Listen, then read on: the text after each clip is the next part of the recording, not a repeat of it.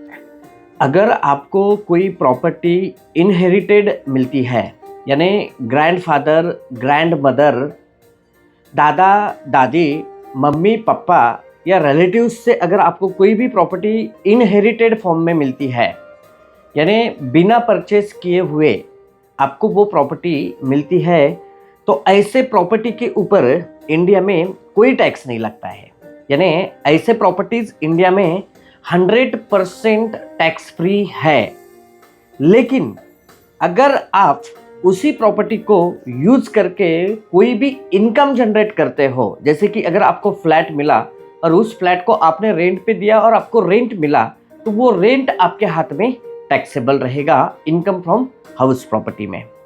या तो अगर आपने उस प्रॉपर्टी को अगर बेच दिया, तो उसके ऊपर कैपिटल गेन टैक्स भी आपको लग सकता है। अभी दूसरा सवाल ऐसा है कि भाई जो इनहेरिटेड प्रॉपर्टी है, ना तो हमें उससे इनकम जनरेट करनी है, ना तो हमें उसको बेचनी है, हमें उसको गिफ्ट स्वरूप में किसी और को देनी है।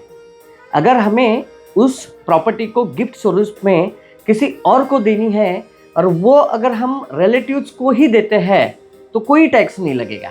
लेकिन अगर हम नॉन रिलेटिव्स को देते हैं, यानी नॉन ब्लड रिलेटिव्स को अगर हम देते हैं, तो उसके ऊपर आपको टैक्स देना पड़ सकता है, क्योंकि इंडिया में नॉन रिलेटिव्स गिफ्ट जो है 50,000 से ज़्यादा अगर आप देते हो तो वो पूरी तरह से टैक्सेबल होता है। अभी दूसरा सवाल एक है कि भाई मेरा रेजिडेंशियल स्टेटस नॉन रेजिडेंट है, क्या मैं किसी और को अगर प्रॉपर्टी इनहेरिट कर सकता हूँ या किसी और से प्रॉपर्टी इनहेरिटेड फॉर्म में ले सकता हूँ क्या?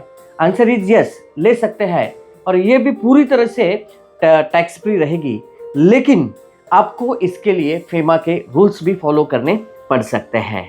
और एक सवाल इसमें क्या होता है कि भाई अगर आपको इनहेरिटेड फॉर्म में अगर कोई भी लाइफ इंश्योरेंस प्रीमियम जो रहता है, उसकी अगर मैच्योरिटी प्रोसीड्स मिलती है, मतलब पापा ने लाइफ इंश्योरेंस पॉलिसी निकाली थी और उनके बच्चे को, उनके नॉमिनी को, यानी बच्चे को उसका मैच्योरिटी प्रोसीड मिला, तो वो 10D के अंदर पूरी तरह से एग्जम्प्ट होता है। इसीलिए जितने भी इनहेरिटेड प्रॉपर्टीज़ है इंडिया में, वो पूरी तरह से टैक्सेबल होती है। नॉमिनीज के हाथ में कोई टैक्स नहीं लगता है। Thank you so much.